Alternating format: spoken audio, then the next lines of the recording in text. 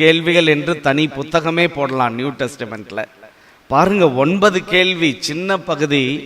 எத்தனை கேள்வி இயேசு கேட்கிறார் பாருங்க. உங்களிடம் அப்பம் இல்லை என ஏன் பேசிக் கொள்ளுகிறீர்கள்? முதல் கேள்வி. இன்னுமா உணராமலும் புரிந்து கொள்ளாமலும் இருக்கிறீர்கள்? இரண்டாவது கேள்வி. உங்கள் உள்ளம் மழுங்கியா போயிற்று? மூன்றாவது கேள்வி. கண்ணிருந்தும் நீங்கள் காண்பதில்லையா? நான்காவது. காதிருந்தும் நீங்கள் கேட்பதில்லையா? ஐந்தாவது. ஏன் உங்களுக்கு நினைவில்லையா? ஆறாவது. 5 அப்பங்களை கொண்டு நான் 5000 பேருக்கு பிட்டளித்த போது மீதி துண்டுகள் எத்தனை எடுத்தீர்கள்? ஏழாவது. 7 அப்பங்களை கொண்டு 4000 பேருக்கு உணவளித்த போது மீதி துண்டுகள் எத்தனை எடுத்தீர்கள்? எட்டாவது கேள்வி. இறுதியாக மீண்டுமாக இன்னும் உங்களுக்கு புரியவில்லையா? 9 கேள்விகள் கேட்கிறார்.